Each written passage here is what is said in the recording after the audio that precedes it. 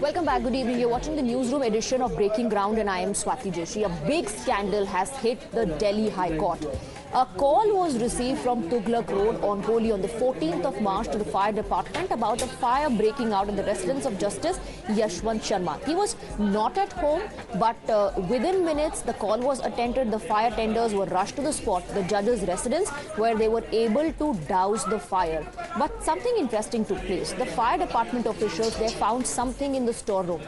Massive pile of cash. We don't know how much that was, but according to reports coming in, it was a massive pile of cash that was found in the storeroom of the judge's residence.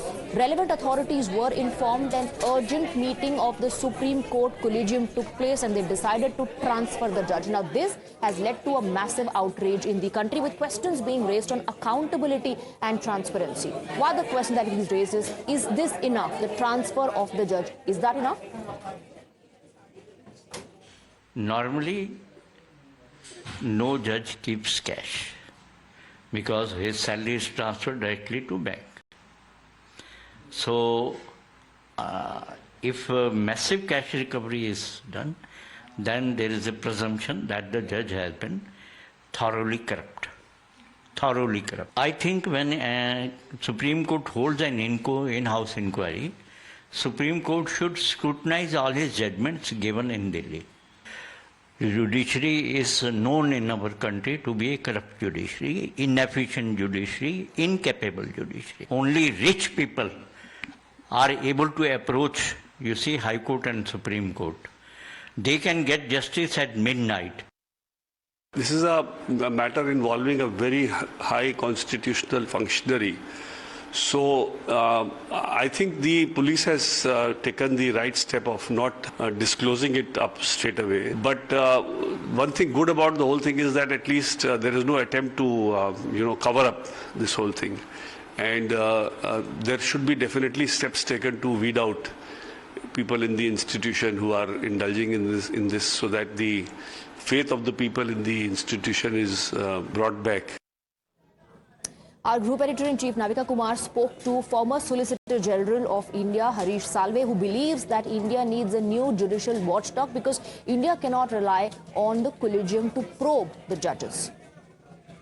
But let me ask you, in 2008, there was the case of Justice Nirmal Yadav.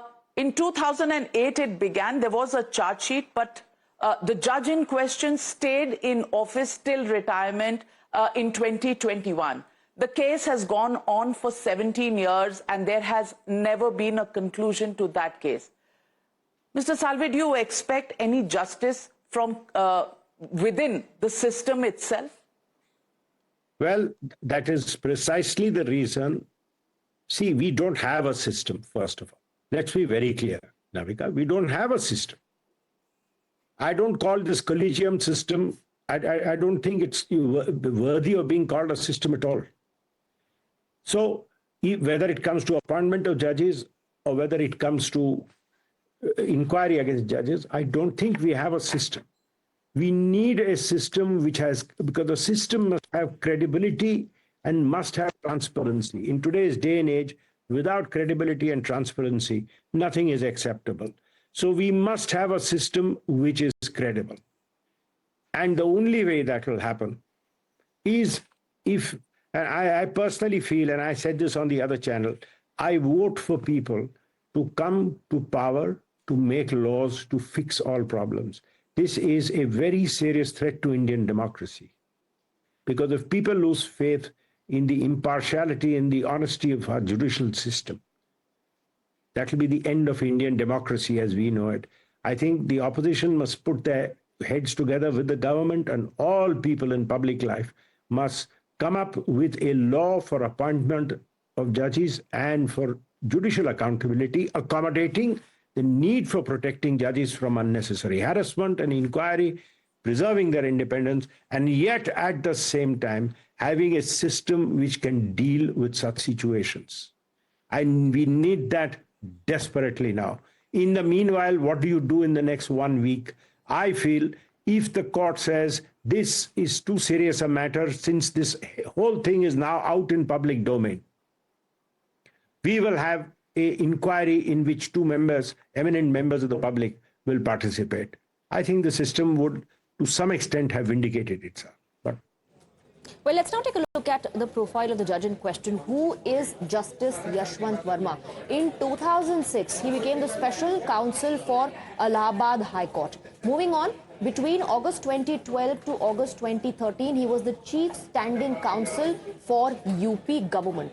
October 2014, elevated as additional judge. Moving on, February 2016, he took oath as permanent judge. Then October 2021, transferred to Delhi High Court. And now in March 2025, sent back to Allahabad High Court. These are the posts that he's held in the judiciary.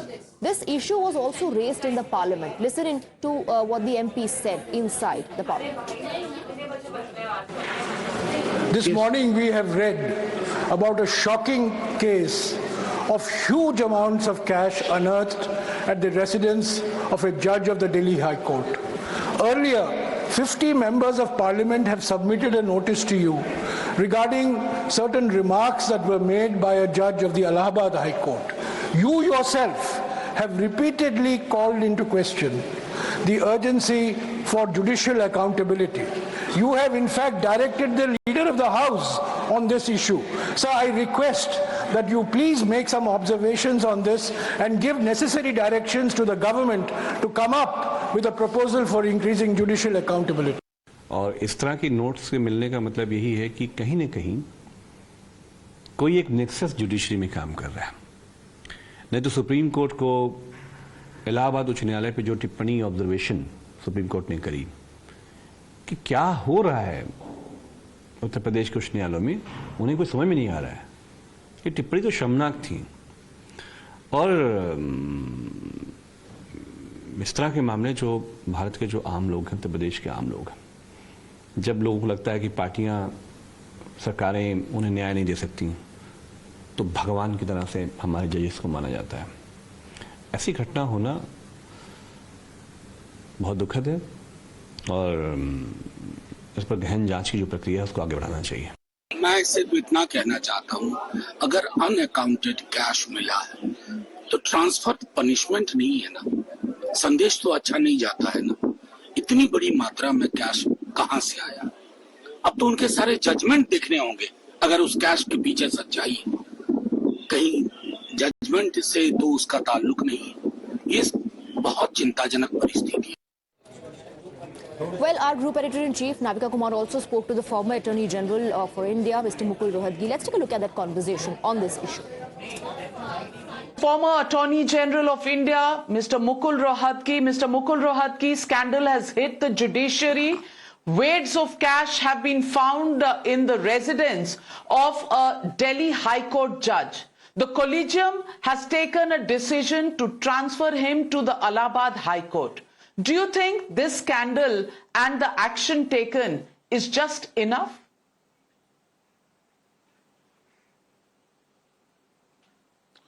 Look, Navika, this is the start of the action, because what has been found is an unprecedented amount of cash in the house of a judge.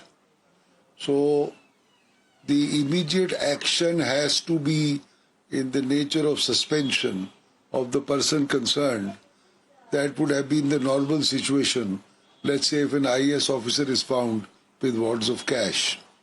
Now in this case, the collegium has acted swiftly because it requires, what the Chief Justice can start is an in-house procedure by which an informal committee is set up of judges of the Supreme Court and the High Court who will examine the situation, also give a hearing to the judge if he has any explanation to offer, and then the committee will give a report to the Chief Justice of India, and the Chief Justice of India after that report has to take a call either to reject either to come to a conclusion that the judge has an explanation, or if the judge has no explanation, the Chief Justice of India will recommend his removal.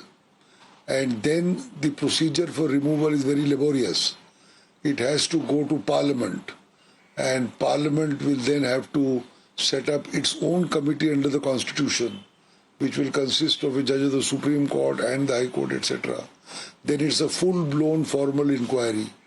And then the inquiry report is submitted. That report will go back to Parliament, and then Parliament has to vote, etc., etc.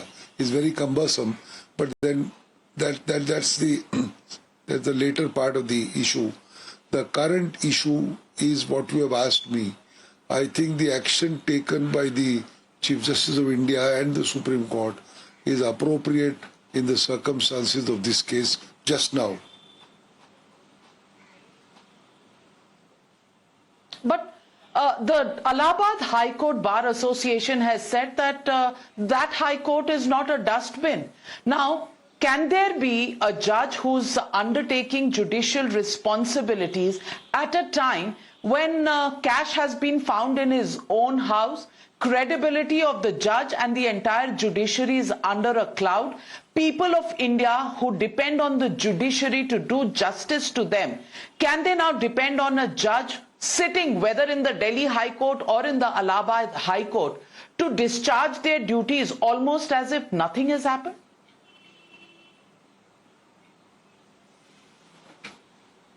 Navika, you are very right. It's a very, very serious issue. It has painted the judiciary and the system black. The answer to your query is that the Chief Justice of India can direct that pending the inquiry, the judge does not discharge any judicial function. That would be akin to suspension. That power is there and it can jolly well be exercised. But so far it hasn't been. Let me tell you, Mr. Mukul Rohatgi, where the questions of transparency and accountability come in. This entire matter dates back to the 14th of March. That's the day when the fire occurred. That's the day when this cash pile was recovered. Following that, 7 days since that, there has been just a mere transfer after the collegium has met. Is this the best that the judiciary can do? Many questions have been raised about whether the judges can be the jury in their own case.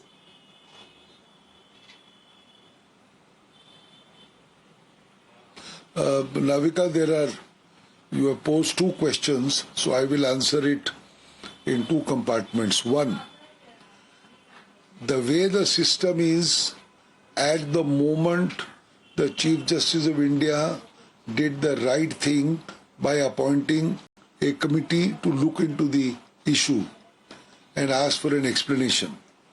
The second, transfer may or may not be appropriate.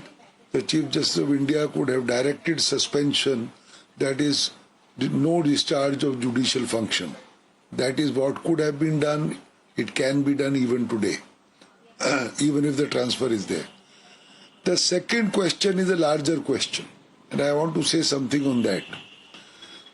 The procedure for appointment after the judge's case, where the power has been taken by the Supreme Court itself, which was sought to be corrected by NJAC, but the Supreme Court did not let go of that power. And the procedure for removal, as contemplated in the Constitution of 1950, is a process of impeachment, which has to be moved by either 100 members of Lok Sabha or 50 members of Rajya Sabha. Then it has to be admitted by the Speaker by seeing if there is some prima facie case. Then a committee has to be appointed. Then a formal committee will have to go through all the motions. Then the report is submitted, then it will be debated, and then only an impeachment can happen, and that too by 2/3 of the majority of the House present and voting. It is a very, very laborious process, and that is why there has been no impeachment in the last 50 or 70 years.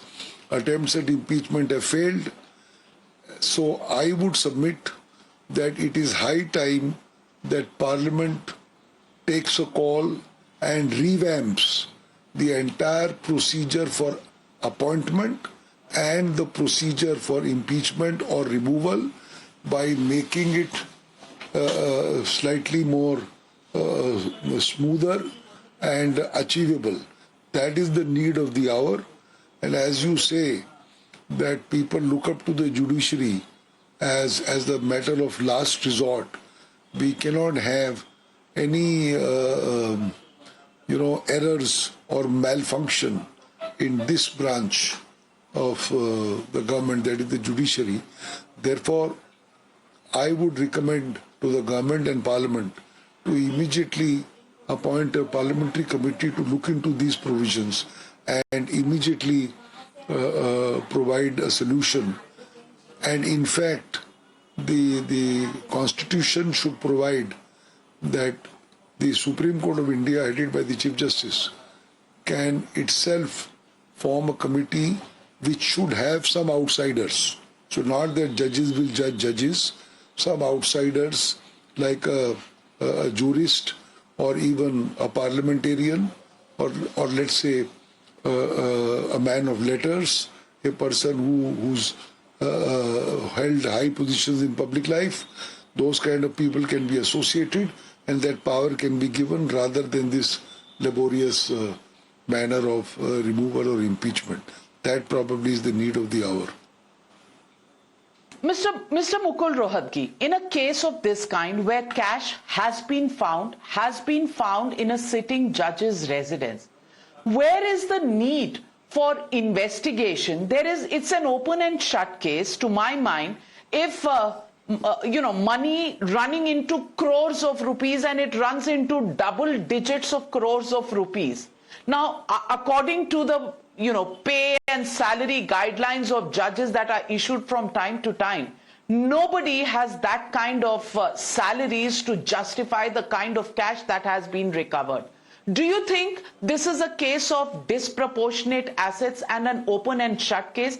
Is the route of resignation not available? Is there no authority that the Supreme Court itself and the collegium that appoints judges have within itself to ask such a judge to step down?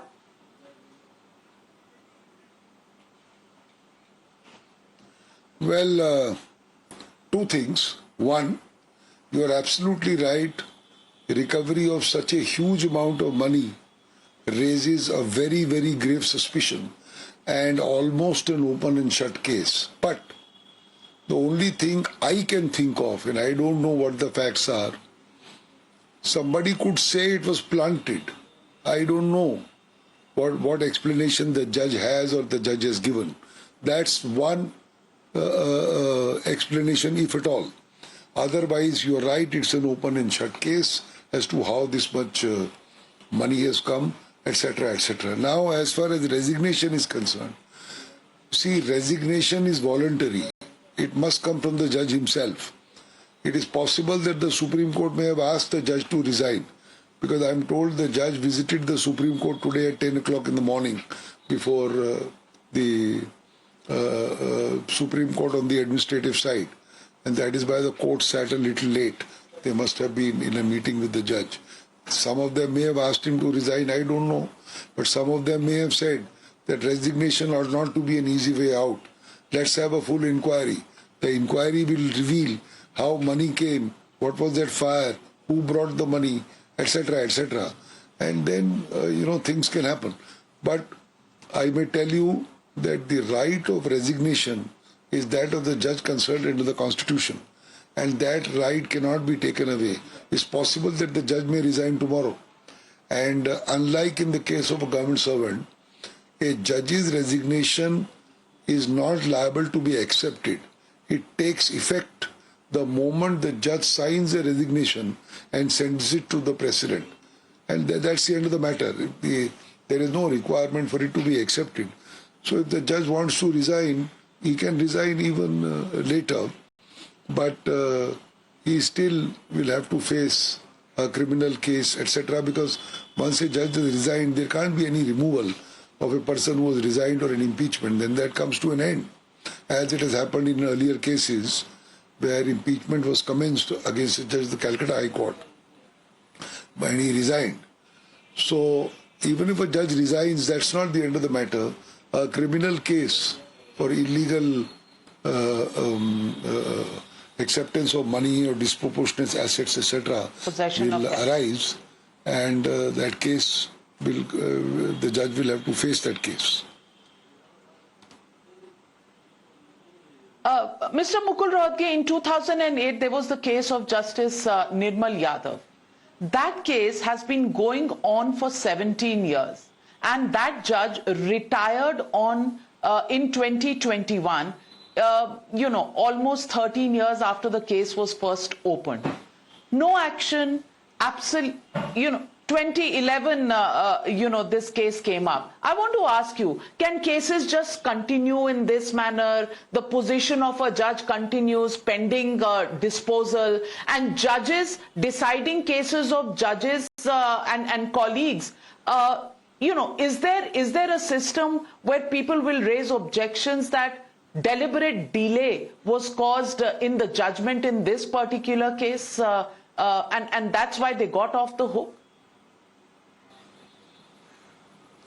No, you are right, Navika. Such long, inexplicable delays creates doubts and distrust of the system, more so when it deals with judges being judged by judges themselves. So this is an area, as I said, which has to be closely looked at and revamped. Revamping is very, very necessary. But all I can say is I don't know about that particular case. I know about the Nirmal Yadav's case, and there was an allegation of bribe, etc. But see, delays in our justice dispensation system, whether on the criminal side or whether on the civil side, is a very, very big issue.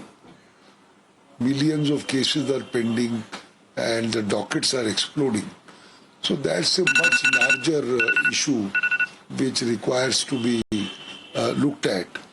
But you are right, a special provision must be made to show that a judge is not judged by judges, and a judge like Caesar has to be beyond all suspicion.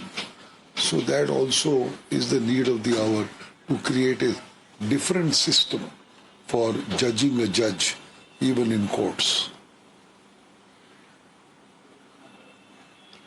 Mr. Mukul Rohatgi, do you find it surprising that only 11% out of the 750 odd judges that we have in the country in different positions in the judiciary, only 11% actually declare their assets, and there is absolutely no compulsion that is put on them to do so? Are judges more eminent than any other citizen of this country?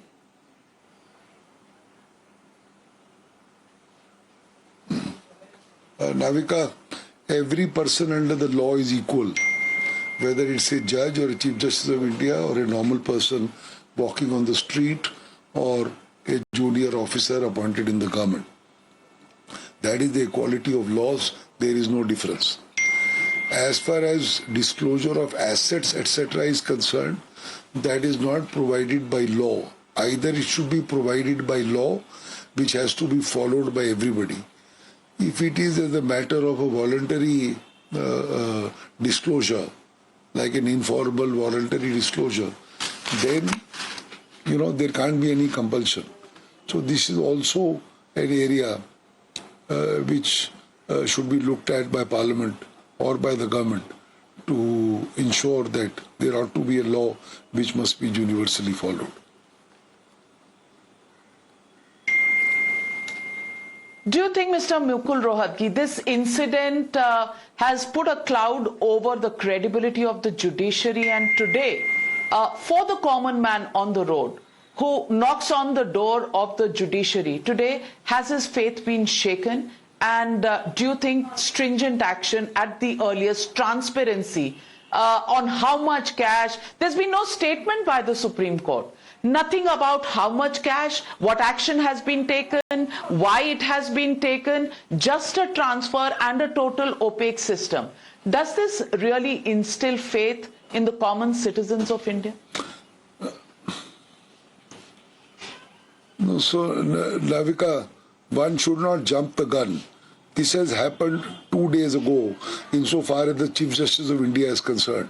I am sure the money may have been recovered, then it would have been noted by the police, then police would have gone to the Home Minister, Home Ministry would have gone somewhere, then it would have gone to the Chief Justice. It appears that the Chief Justice came to know of it only yesterday, and there could not be swifter action in less than 24 hours. So let's not blame the court. Now, the fact that it's a serious blow, I agree, it's a serious blow on the face of the judiciary, because the judiciary is also comprised of mortals. Mortals may or may not give way to temptation like any other part of the government.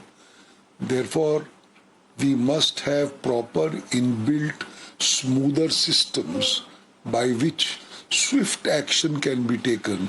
And as I said, the procedure for impeachment under the 1950 Constitution, 75 years back, is completely outdated and completely out of sync. That should be changed at the earliest.